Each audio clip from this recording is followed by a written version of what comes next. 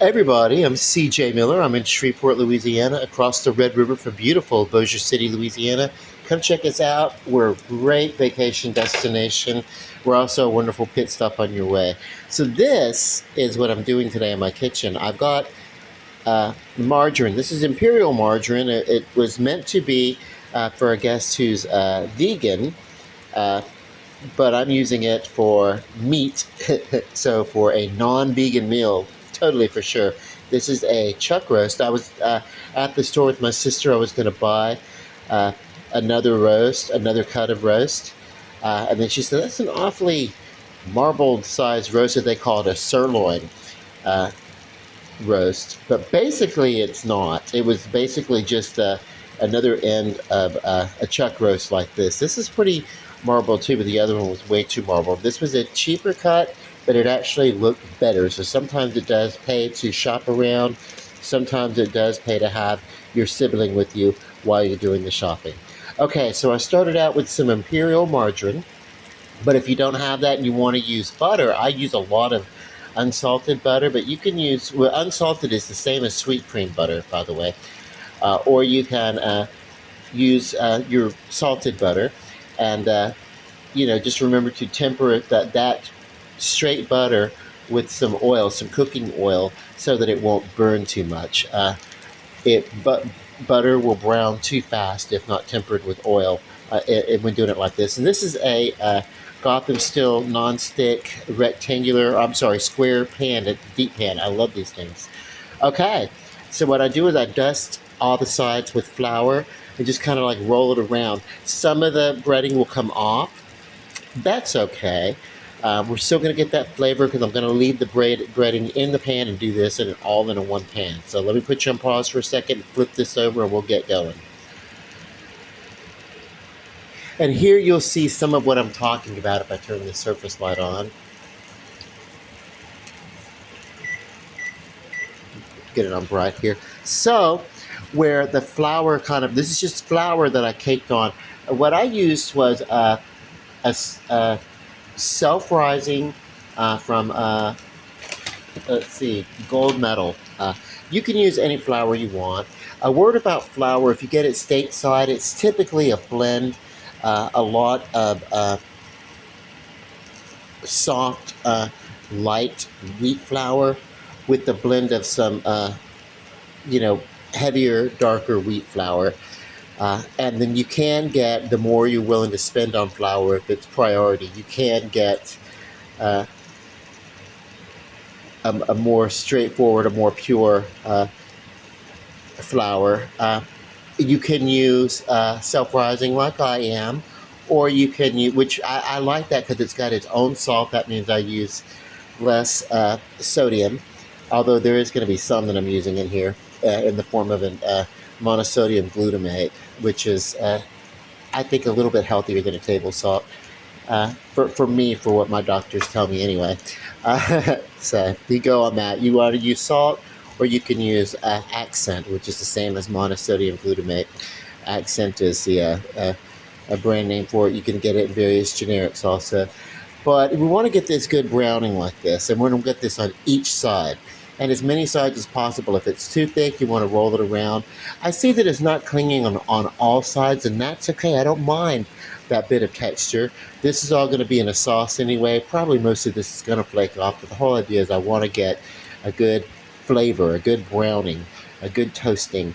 What some people would call the Maillard effect typically happens between 250, 275 to like 350, 375, somewhere around there. You estimated or whatever.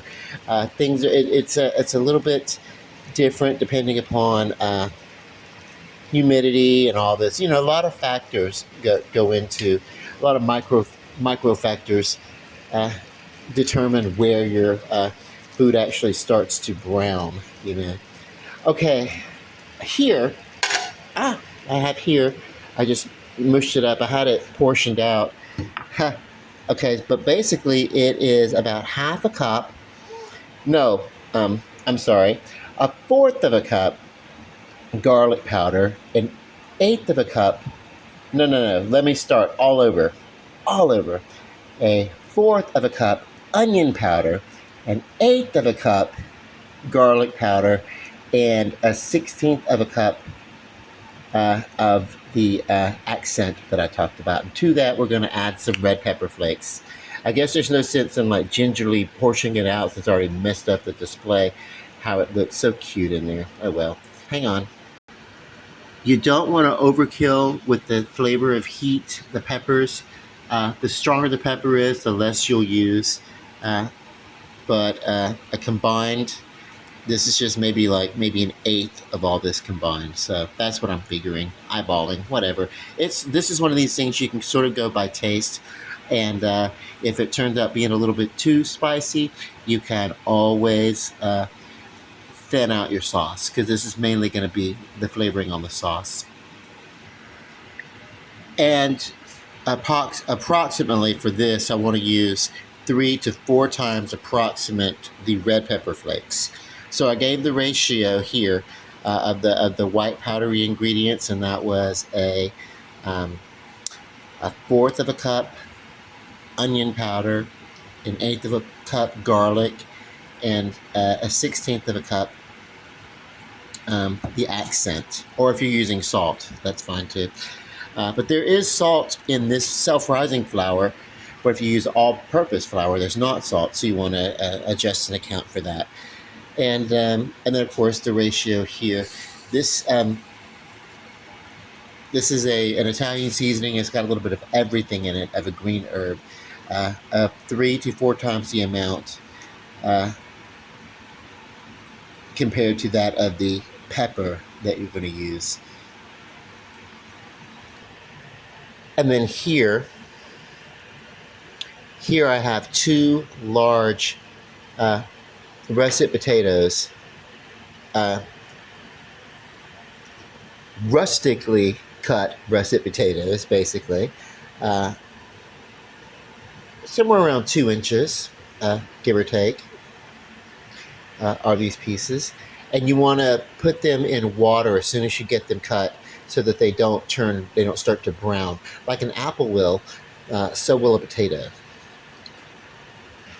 With that being said, what I'm going to do is I'm going to, by hand, place these potatoes in the pot here. Okay, so we fill this pan up with the potatoes. Now, if you want to use some carrots, you can. I'm the only one eating this, so I'm not using carrots. But if we're having people over, maybe I'd have some carrots and maybe some chopped up celery or something like that. I like aromatics, but I like them raw. I love the flavor of aromatics, but I don't like the texture of a cooked aromatic. And so I've got a cheat for that. I'm going to show you in just a second. What would you say to an aromatic flavor that contains, carrots, celery, cabbage, onion, parsley, turnips, parsnips? Well, that's what I get in this product, Kitchen Bouquet. And it works as a browning sauce. You can use it as a marinade. You can add this just a few drops. It doesn't take much to add the flavor that you want to add to your cooked meats like this. So hang on. This is the water from the potatoes. And basically what I'm going to do is just kind of put, that's probably even too much, really. I want to be sure this stuff is expensive. I want to be able to put the cap back on as soon as I pour it. I do not want to accidentally waste. And this little tiny container is almost $4 for the slightest bit of liquid. But it was actually rendered from vegetables, and then the broth and the stock was cooked down, and then of course there's a coloring added to give it the browning. But even without the browning, these would be wonderful. It'd be wonderful. So I'm going to pause this for a moment so I can recalibrate my thoughts. And I'm going to take these and put them in here, kind of give it a whisking, and then we'll see where we go from there. And to this mixture, we're going to add a beef bouillon powder. And the beef bouillon powder does contain some monosodium glutamate, and it does contain cornstarch, which is going to thicken it. It does contain a little bit of sugar, and so it's bouillon. You can use a bouillon cube, beef bouillon cube. I'm going to use the powder. Don't need a lot. Don't need a lot. You really want to be careful of this stuff. You can easily oversalt something. You could probably overcome oversalting something, but why put yourself through the challenge? This is going to be a lot of liquid in the bottom of this pan to kind of give it what we call a stovetop braising, where the heat is coming from underneath and the water is about halfway up the pan or halfway up the roast, kind of halfway steaming and boiling. But as this roast cooks in this water, it's going to get some juices that drain off, and it's going to add to it. What I'm going to do is pause this, pour this into the skillet, show you what it looks like, put the lid on it, and then I'm going to set this bone over to the side uh, until it's done. And this is going to like slow roast for a few hours. So hang on. All right, so here we are in the pan, and it is, like I said, about halfway up the side of the roast itself, which coincidentally is kind of close to halfway up the skillet. So what I'm going to do now, I said, is pause the video after I give this a good cover. Pause it. Let this do what it does. I want to cook this slow, somewhere between a medium and a medium low. It's like a medium high to a yeah, here's my knob right there, and then I'm just going to kind of monitor it. Every stove, everything heats differently, so you just have to know what you're cooking with. So let me pause, and I'll be right back momentarily. Although you won't know that I'm gone because this is going to come right back instantly. Ha ha ha! Remember Montgomery Wards? I didn't know they were still in business. So now we're going to take just a moment for a cameo from, so funny, Steve Prime, Steve 2 back there, Lance, where are we, Lance, Lyle, and Lonnie.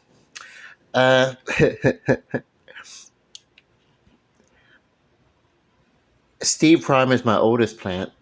And Mike, my friend Mike, gave him to me about 3 years ago, and I've kept him alive for 3 years. And these other plants I've gradually come. They're, they're doing okay. I don't know how. I try, and I sometimes I dote on them and give them loving attention. Sometimes I give them space and try not to you can baby a plant to death. You can overfeed it, overwater it, give it too much exposure. I took them outside, all these plants, I took them outside today after the sun crossed to the other side of the building where it wasn't directly on them, and I put them in kind of very indirect sunlight. Every once in a while, I think that's beneficial. When I see that they get a little bit sickly, uh, but they're about in this season where they're about to come back. I feel it, you know, uh, especially succulents and cacti and everything. They will kind of go dormant for a little bit. So, but I wanted to just say hi to these plants, and I was going to do a series called Steve and Friends, uh, and we did. I decided to do kind of away with that, But maybe as I add on to it, maybe I'll do like occasional specials where I do videos. But it started out being like an offshoot from the aloe vera saga, which I did for yeah, you'll see it. I tried to make a series out of it, just me dolting over the aloe vera plant. Okay, back to the kitchen. So I want to take just a moment to showcase the crust on this roast, and also how just 15 minutes in, we've got a nice brown bubbly sauce beginning to form, and it's thickened with the flour encrusted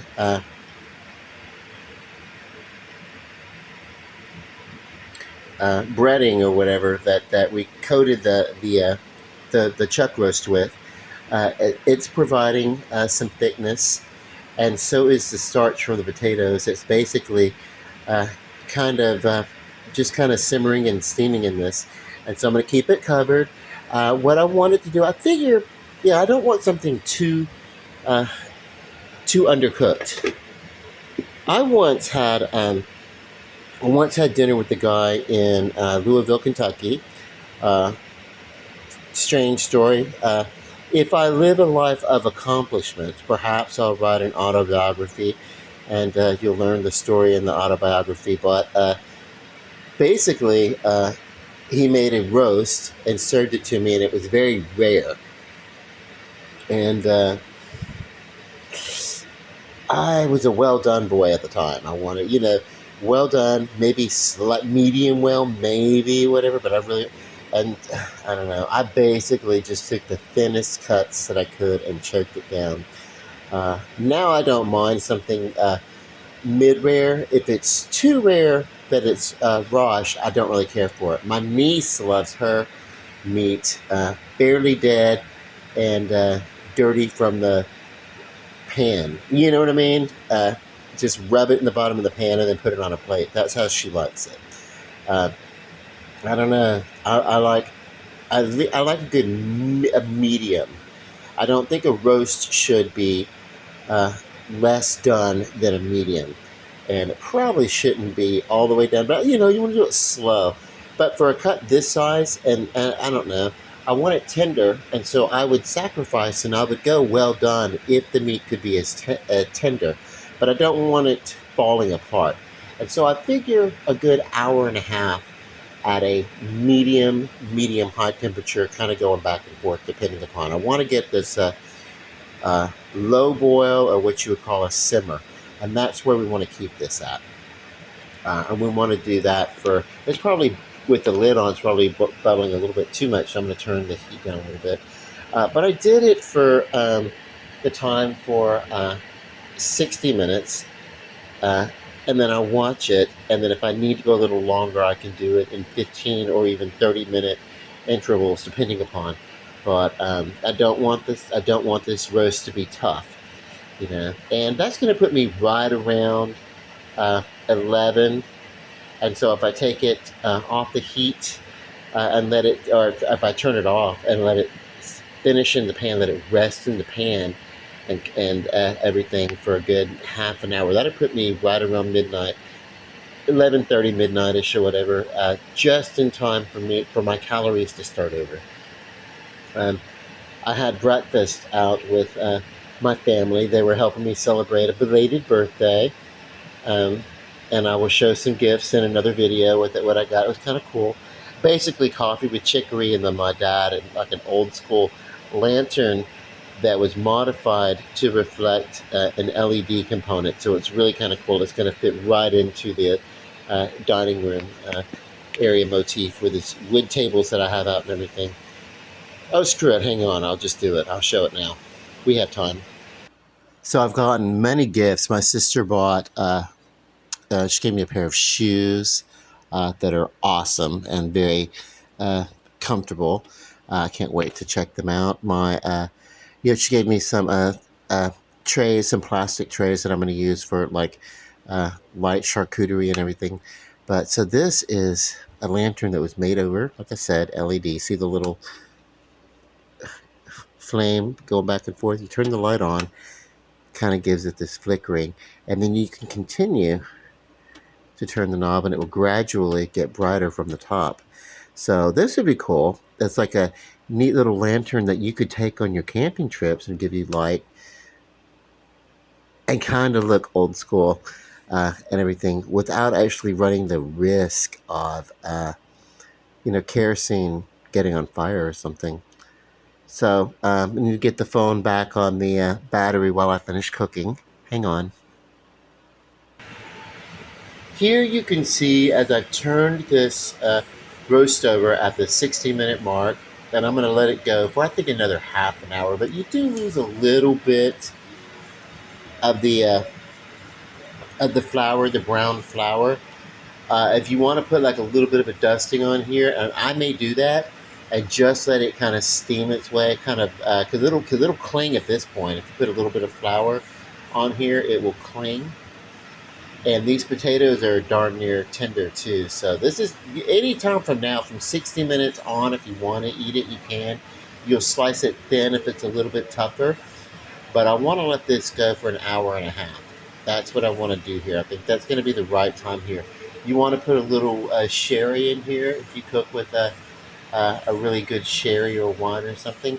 Don't cook with anything that you wouldn't drink. If you're going to use a wine or sherry or something, anything that you would not drink out of a cordial or a wine glass or something, if you wouldn't consume it by libation, then it's not worthy of going in your cooking pan.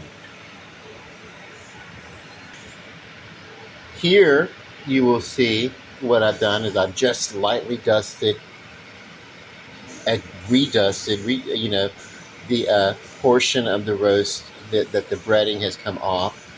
And then it's going to steam and it's going to blend in fine. And then at the end of it, if I want to ladle a little bit of the gravy over it, it's going to give it that browning that may or may not be missing. Excuse me, dry throat over this heat.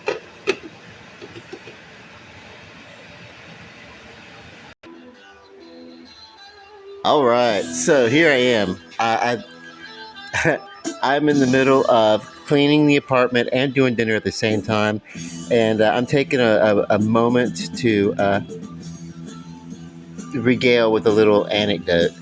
Um, I was out today and I stopped in for a soda, diet soda, to listen to some music, and in walks this guy who looks just like a guy I used to live with and date. And first name Jarrett. If you know, you know. And he's an organist. He's a uh, ecubitable, ecubitable kind of a chap, but an organist. Uh, that's all the information you need to know.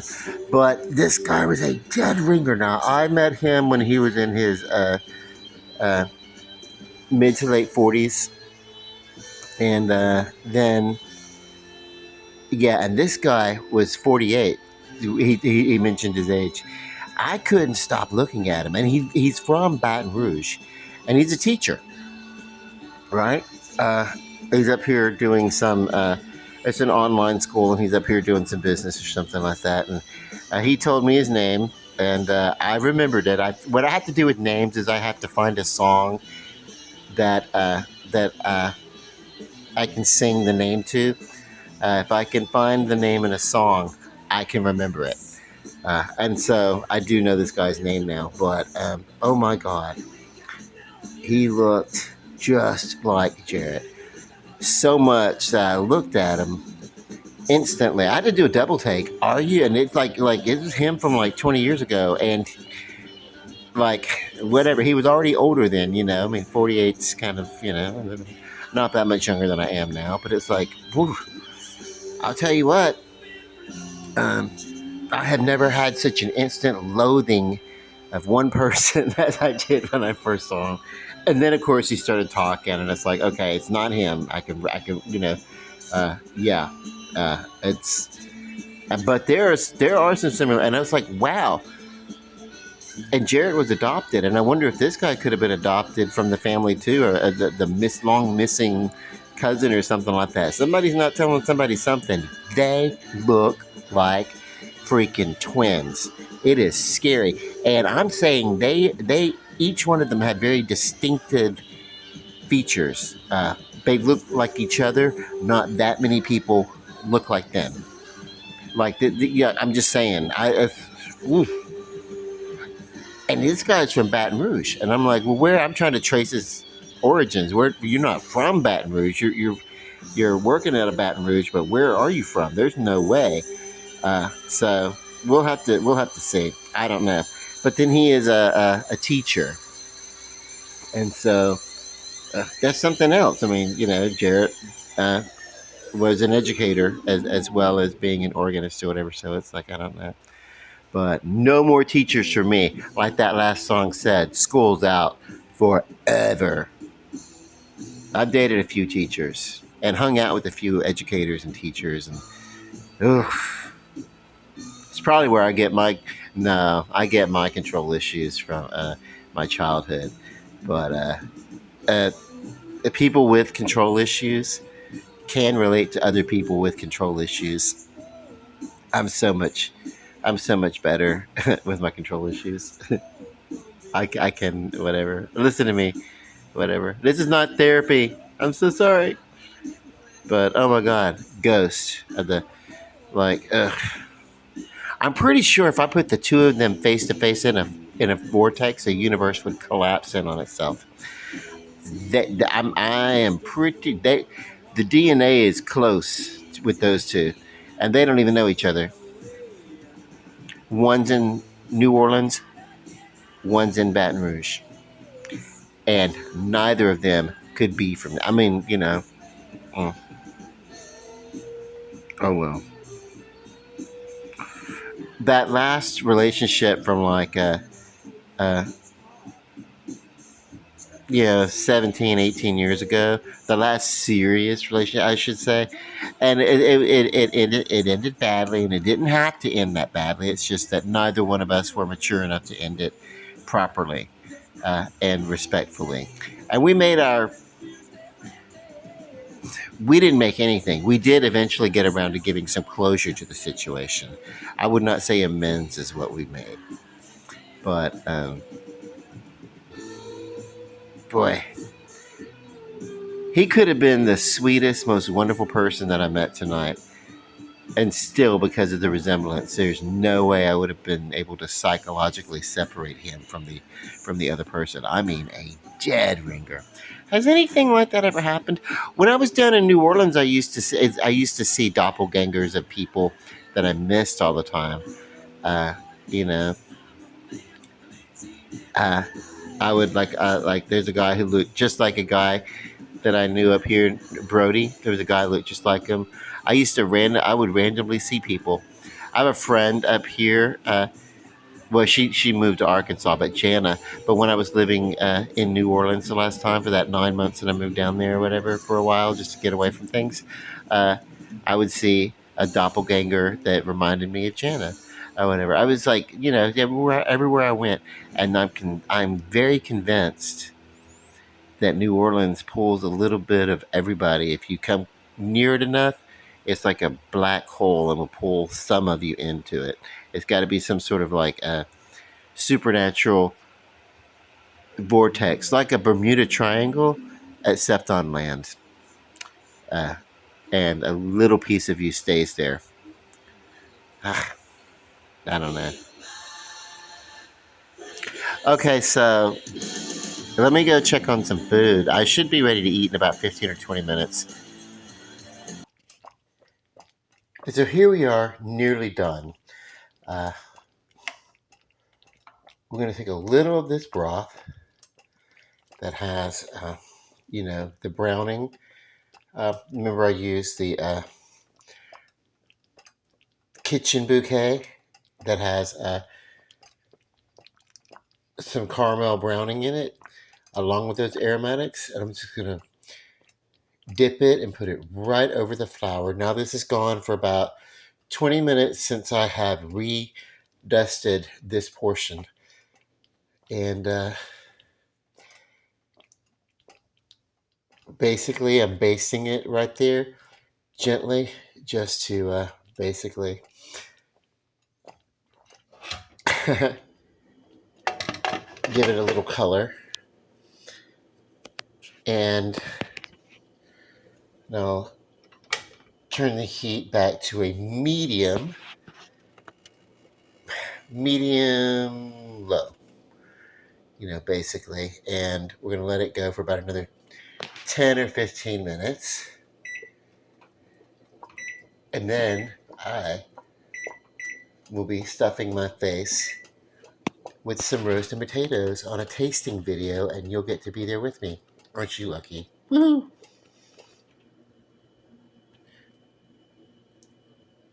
All right, so see where I have cut into this roast and there's just a slight bit of red juice coming out? This is a good medium well, maybe leaning a little towards medium. Um, on the plate, you'll see what I'm talking about because it looks entirely well done on the plate. Hang on. All right, here we have the roast beef, the chuck roast, which is this is exactly where I cut from the roast that had like the red juice in the pot coming out. But here on the plate, the same cut, like right next to it, really just does not look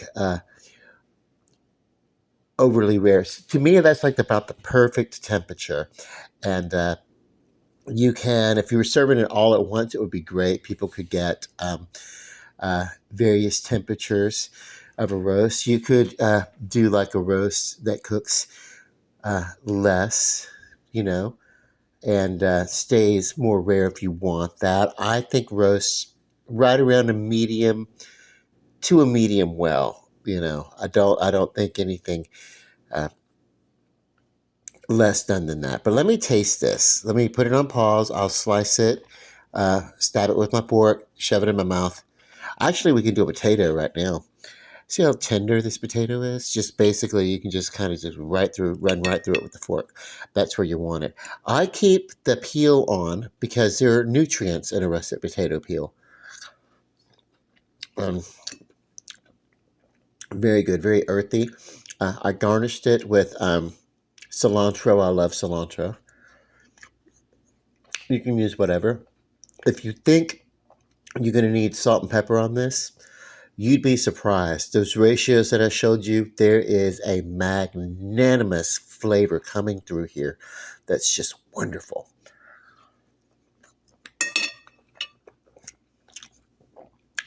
I think when I finish eating all the roast out of here, if there's gravy left, I'll want to save some for some biscuits or something.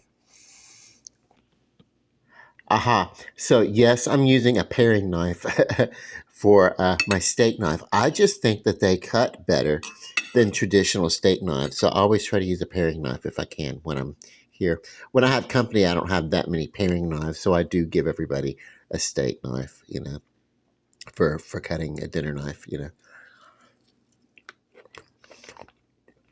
But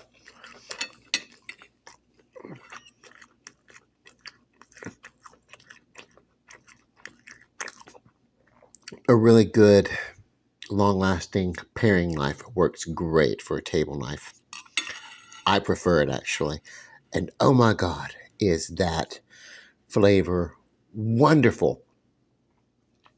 And yeah, uh, you know, let me, my drink of choice, those of you who know, Coca Cola Zero. Thank you, Coca Cola Zero. Ah, more like the real thing than the real thing. Okay. Um, I'm going to let you go. I'm going to finish my meal. Love and light. Peace to you guys. Lots of love, really. Bon appetit. Good night.